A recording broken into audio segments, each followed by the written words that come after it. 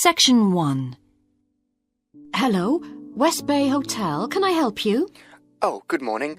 I'm ringing about your advertisement in the Evening Gazette. Is that the one for temporary staff? That's right. Yes, I'm afraid the person who's dealing with that isn't in today, but I can give you the main details if you like. Yes, please. Could you tell me what kind of staff you're looking for? We're looking for waiters at the moment.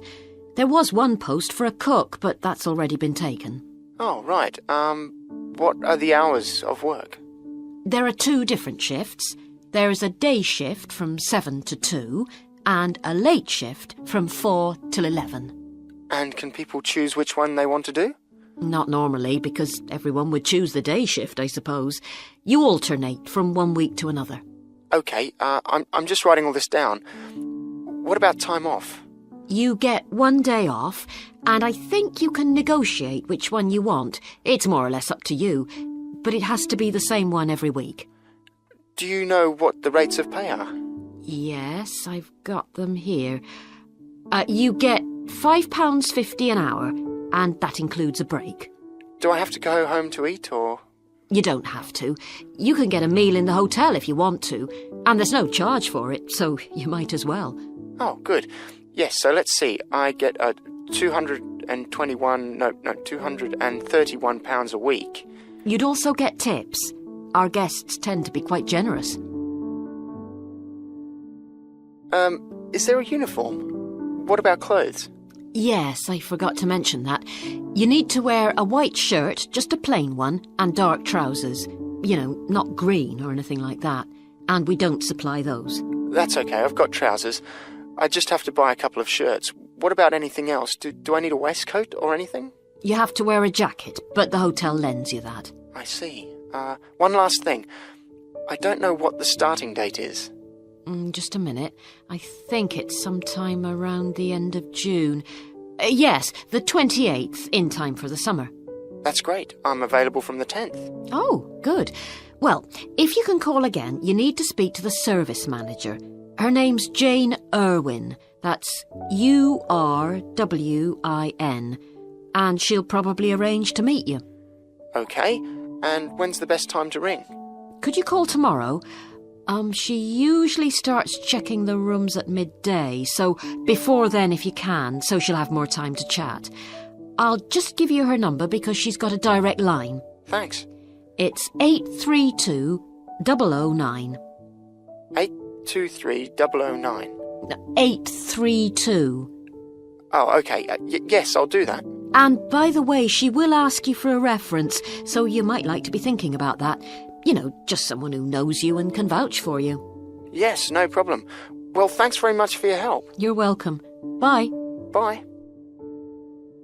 Section 2. Good morning, and welcome again to your city today.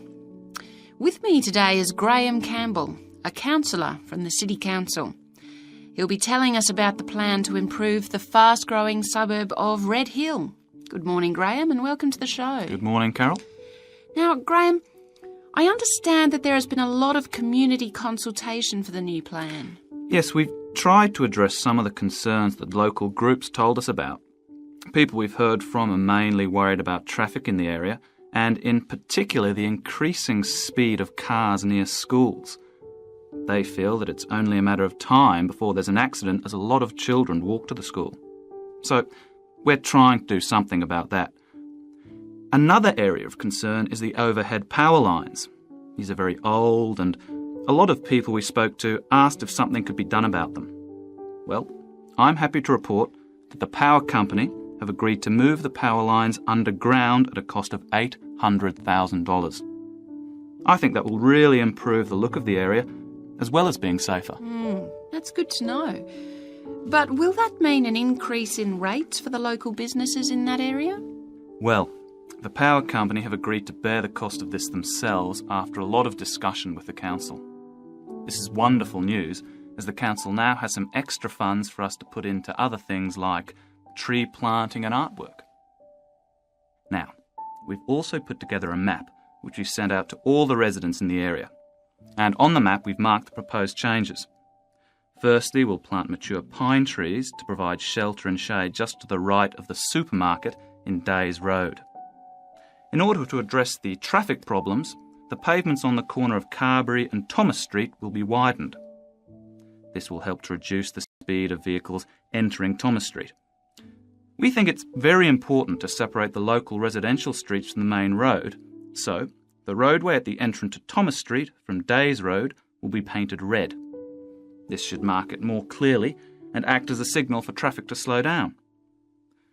One way of making sure that the pedestrians are safe is to increase signage at the intersections. A Keep Clear sign will be erected at the junction of Evelyn Street and Hill Street to enable traffic to exit at all times. Something we're planning to do to help control the flow of traffic in the area is to install traffic lights halfway down Hill Street where it crosses Days Road. Now, we haven't only thought about the cars and traffic, of course. There's also something for the children. We're going to get school children in the area to research a local story, the life of a local sports hero perhaps. And an artist will incorporate that story into paintings on the wall of a building on the other side of Hill Street from the supermarket. And finally, we've agreed to build a new children's playground, which will be at the other end of Hill Street, close to the intersection with Carberry Street. Wonderful. Now, what's the next stage? Well, the final plan... Section 3. Hi, Jeannie. How's it going? Oh, hello, Dan. Pretty well, thanks. Have you managed to get the money for the course yet? Yes, that's all sorted out now, thanks. It took long enough, though. It was practically a year ago that I applied to my local council for a grant, and it took them 6 months to turn me down. That's really slow. And I thought I was eligible for government funding, but it seems I was mistaken. So then I asked the boss of the company I used to work for if they would sponsor me, and much to my surprise, he said they'd make a contribution. But what about college grants and scholarships? There must be some you could apply for. Yes, there are, but they're all so small that I decided to leave them until I was desperate. And in fact, I didn't need to apply. My parents had been saying that as I already had a job, I ought to support myself through college. But in the end, they took pity on me, so now I've just about got enough. That's good. So now I can put a bit of effort into meeting people. Haven't had time so far. Any suggestions? What about joining some college clubs? Oh, right. You joined several, didn't you? Yes, I'm in the drama club. It's our first performance next week, so we're rehearsing frantically, and I've got behind with my work, but it's worth it. I'm hoping to be in the spring production too. I've never liked acting. Are you doing anything else? I enjoyed singing when I was at school, so I joined a group when I came to college. I don't think the conductor stretches us enough though, so I'll give up after the next concert. And I also joined the debating society.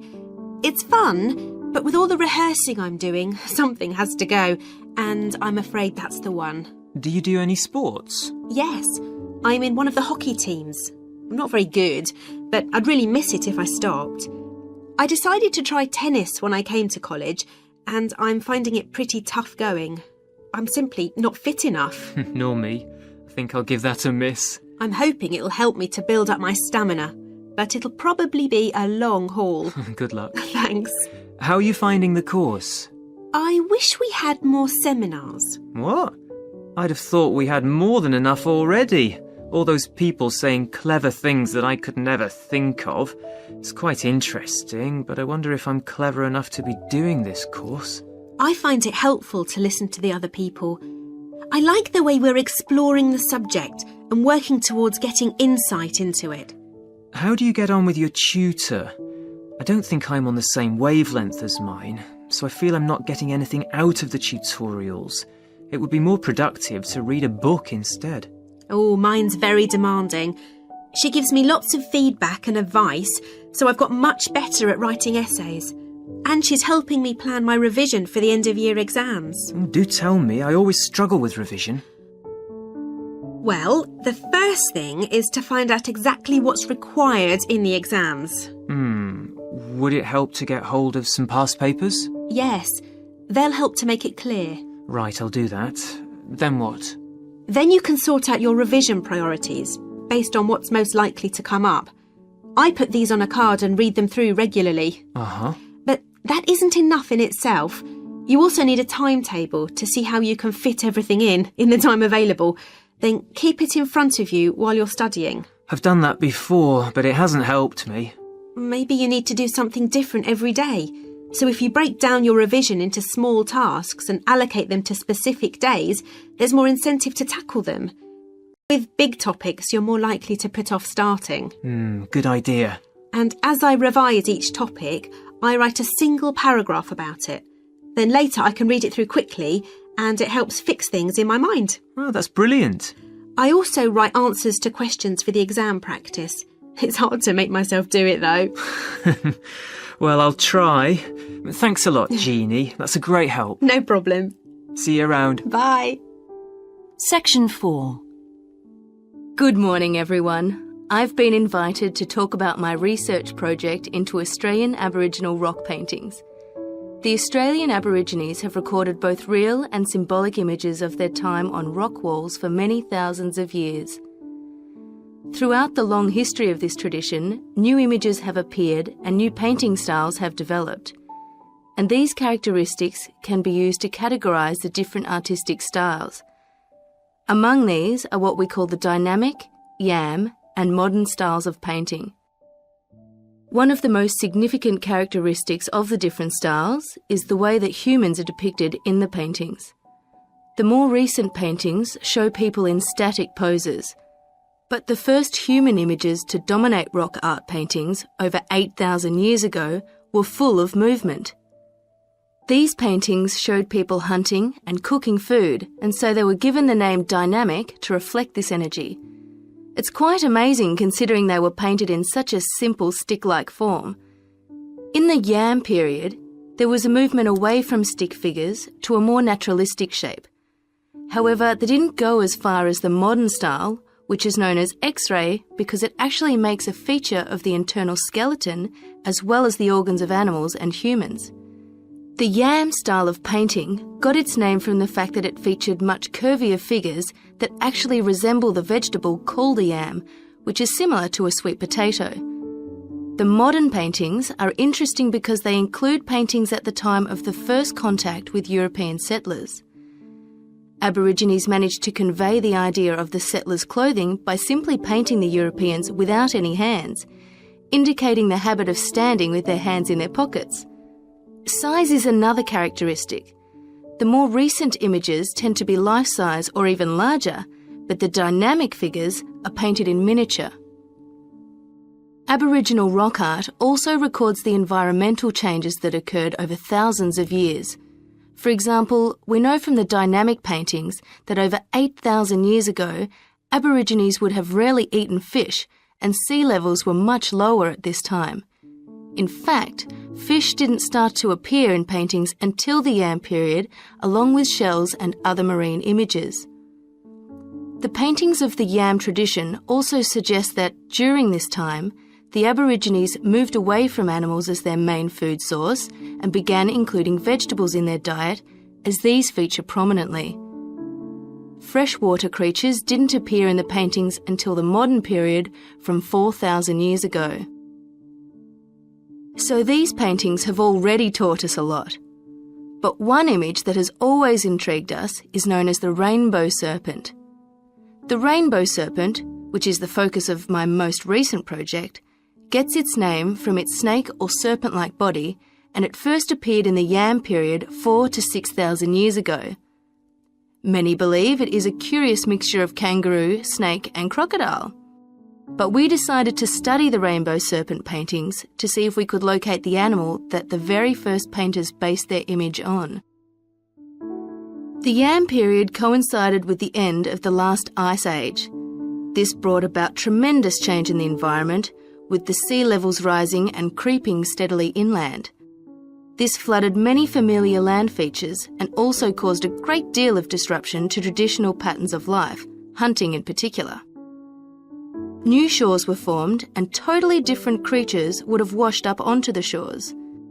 We studied 107 paintings of the rainbow serpent, and found that the one creature that matches it most closely was the ribboned pipefish, which is a type of seahorse. This sea creature would have been a totally unfamiliar sight in the inland regions where the image is found, and it may have been the inspiration behind the early paintings. So, at the end of the Ice Age, there would have been enormous changes in animal and plant life. It's not surprising, then, that the Aborigines linked this abundance to the new creatures they witnessed. Even today, Aborigines see the rainbow serpent as a symbol of creation, which is understandable given the increase in vegetation and the new life forms that featured when the image first appeared.